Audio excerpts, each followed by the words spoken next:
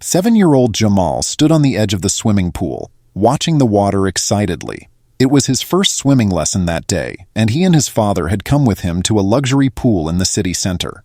Jamal's face was beaming, but the attendant a few meters away had a very different look. The middle-aged, stern-looking attendant was watching Jamal more intently than he was looking at all the children at the edge of the pool. He looked as if he wasn't supposed to be there. As Jamal and his father went to the registration area, the attendant quickly cut them off and spoke sternly. "Only members are allowed in this pool," he said, his voice clearly hostile.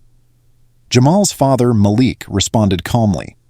"We are members here too. My child will take lessons." The attendant's eyes narrowed. "Sorry, this place is closed today for a special event. You will have to come back." Jamal's eyes were already welling up. His father quietly took a step forward and glared at the attendant. "This is ridiculous," he said. "Other kids have come in and we are members. Is there a problem with this situation?" The attendant grimaced and replied sarcastically, "I'm just following the rules. Make a reservation for next time." Jamal's father didn't want to drag it out any longer. He didn't want to upset his son. But at that moment, an old man, the owner of the swimming pool, noticed them from the other side of the pool and quickly approached them. The old man, with his white hair and gentle bearing, approached the attendant and asked him in a calm but firm tone, "What's wrong, Robert?" The attendant stepped back, agitated. "This gentleman and his son don't understand that they can't come in here today. That's the problem, sir." The old man glanced at the guard, then back at Jamal and his father. He shook his head with a slight smile. "Excuse me, I'm Henry. I'll fix the problem right away." Then, turning to Robert, he continued in a sterner tone, "This family is a very valuable guest." The attendant was taken aback. "But I was just trying to follow the rules, sir. What do you mean by a valued guest?" Henry took a deep breath and waited silently for a few seconds. Then he made an unexpected announcement. "This gentleman," he said, pointing to Malik, "is actually one of the biggest donors who played a big role in building this pool. If it wasn't for them, this facility would have been very difficult to build." The official's face turned white. He didn't know what to say. Jamal's father just nodded to Henry with a slight smile. Jamal still didn't understand what had happened, but he was very proud to know that his father was such a valuable person. "I don't ever want to see you discriminate like that again," Henry said, glancing at the officer. "Don't forget that we owe this family a debt." The attendant seemed frozen, just shook his head and retreated to his seat. From that moment on, Jamal and his father swam and frolicked in the pool as they pleased. But Robert would not easily recover from the embarrassment and the bitter truth he had learned. It was only when he faced the truth that he realized how wrong it was to exclude a child just because of his skin color. While Jamal and his father were enjoying themselves in the pool, Robert, the attendant, stood back, feeling the weight of his shame in the corner. Henry's words swirled in his head. He had learned that Malik was important, but there was a gnawing curiosity. Who was this man really?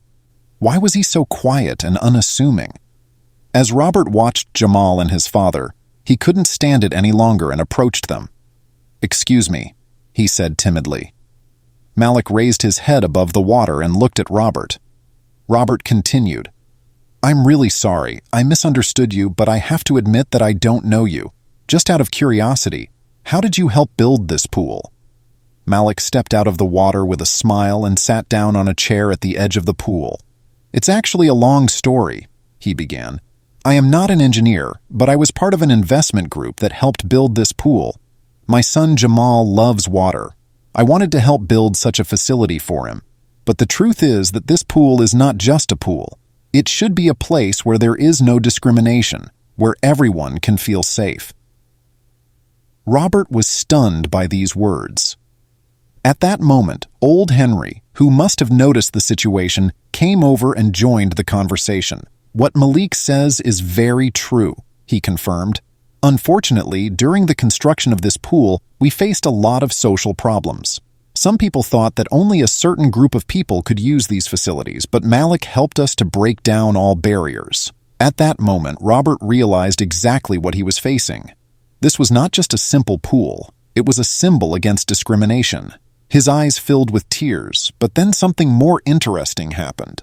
Two men in suits walked through the door. Robert paused when he noticed them. They looked like reporters from a local television station. The cameras immediately turned to Jamal and his father. One of the reporters approached Henry and handed him a microphone. "Mr. Henry, we found out who was a major donor to the construction of this place. We want to cover this story," he said. Malik looked up, puzzled. "What? There is nothing to report here. I just came here to swim with my son," he protested. But Henry did not turn down the reporter's request. "This story is really important," he said. "People need to know about the discrimination Malik and Jamal faced. Everyone should know how Robert behaved." Robert took a step back. He thought he was going to be publicly humiliated, but then Malik slowly stood up and came towards the reporter. "If you want to tell this story, then just tell the facts," Malik said firmly. "This officer made a mistake, yes, but that is not the point. The point is the purpose for which this pool was built. It should be a facility where people can come together regardless of their past, just as it is today." Robert was bewildered. Malik was trying to defend his mistake, to give him a chance. "And most importantly," Malik added, "this story should show that everyone makes mistakes, but it's more important to learn from them." The reporters were a little taken aback by this statement, but quickly regrouped and started asking questions. Malik continued to tell his story, elaborating on his contribution to the construction of the pool and the importance of standing against discrimination. Meanwhile, Robert felt that perhaps for the first time in his life he had really learned something. He had faced a truth about himself, how wrong his prejudices were, and that he could actually change them. He was touched by Malik's humble approach. As the reporters left after they had finished filming, Robert approached Malik and thanked him, his voice trembling.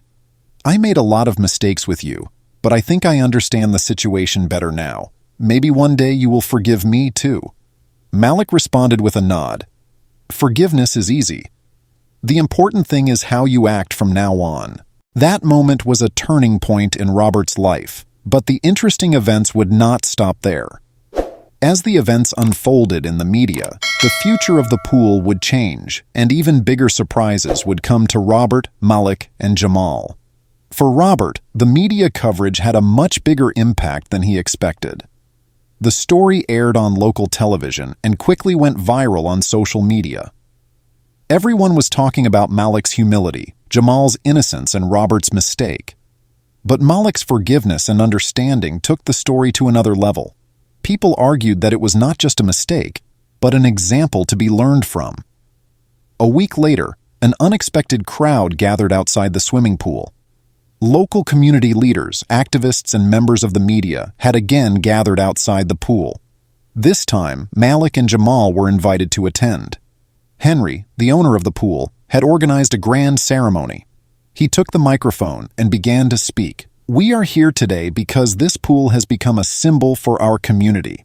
It emphasizes the importance of standing against discrimination and being together. But there is one person who contributed greatly to the construction of this pool, and we want to repay him." The crowd applauded wildly when Henry invited Malik to the stage. Malik came on stage, surprised and humbled. Henry turned to Malik and continued his speech. "Malik, not only have you funded this pool, but you have taught us a great lesson. You showed us the power of forgiveness and understanding.